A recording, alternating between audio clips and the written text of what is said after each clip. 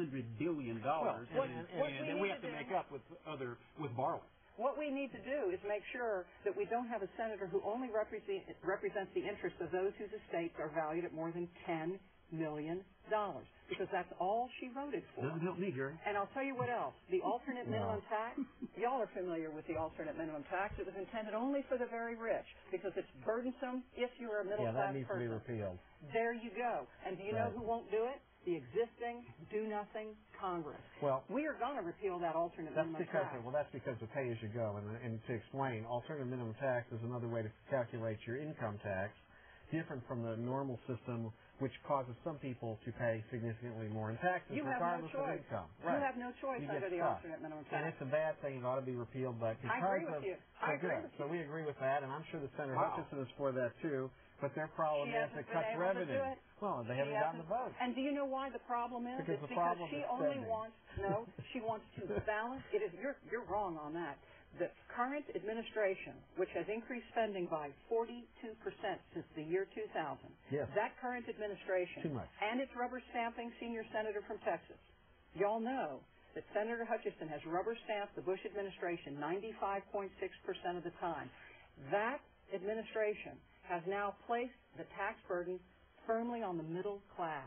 That alternate minimum tax won't go, because if it went, then the very richest, those whose estates are valued at more than $10 million, for example, would actually have to pay their fair share. That hasn't been repealed, so that they don't want to pay their fair share. Well, that hasn't happened. And you know, if you were really looking at the politics of envy, if you were really looking after the people that need the help, you would be more interested in raising the minimum wage. You would be more interested in providing health insurance for everyone, because we have an additional 6 million who have lost their health insurance in the last 6 years. So we've got some priorities problems. But Barbara, sir, you were in a law firm called Vincent & Elkins, where once the now Attorney General of the United States was located, Mr. Alberto Gonzales. And Senator Hutchinson's husband. I did not know that. And Ron Kirk works there. Okay, and he was once a Senate candidate like you. But he's the advisor to the President of the United States on judicial appointments, Mr. Gonzales. Yes.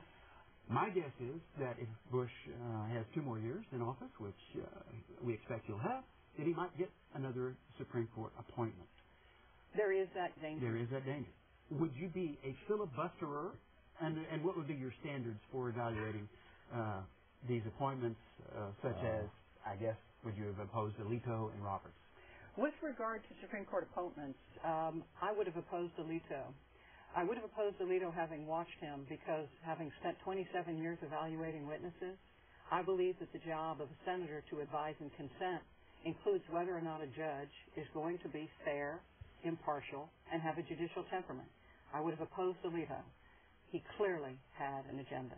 That man made it clear he would have said anything to get a job. Roberts, on the other hand, is a different matter. Roberts, who comported himself very, very well at the hearings, and I would want to conduct hearings each time, Roberts made it clear that he had a judicial temperament. I may not agree with his personal, political, or judicial position, but that man has a judicial temperament, and he can be fair. Let me say that the Constitution says that there are 3 branches of government, and if the Congress is going to do its job, if the Senate's going to advise and consent, then the Senate should have hearings. Don't you agree? Do you at least agree we should have hearings? Sure. Did you know what Kay Bailey Hutchinson said when Roberts' name was brought up by the President? Do you remember what she said? Extraordinary. She said, I call on my colleagues in the Senate to immediately confirm and get Roberts into that chair before the term of the Supreme Court. Now, that's an abdication of your constitutional duties to advise and consent. All right, one comment, because we're getting close to wrapping, Barbara. Okay. But one of the issues about this election is who controls the Senate. Now, if you win and the Democrats take control, we're going to have Robert Byrd, King of Pork, as Chairman of Appropriations, Ted Kennedy, Head of Health, Education, and Labor, Carl Levin, Armed Services, Barbara Boxer, Environment and Public Works, Joe Biden, Foreign Relations, Jay Rockefeller, Intelligence, John Kerry, Small Business and Entrepreneurship. This is like the Hall of Shame of left-wing politicians. Those are all my heroes. I understand.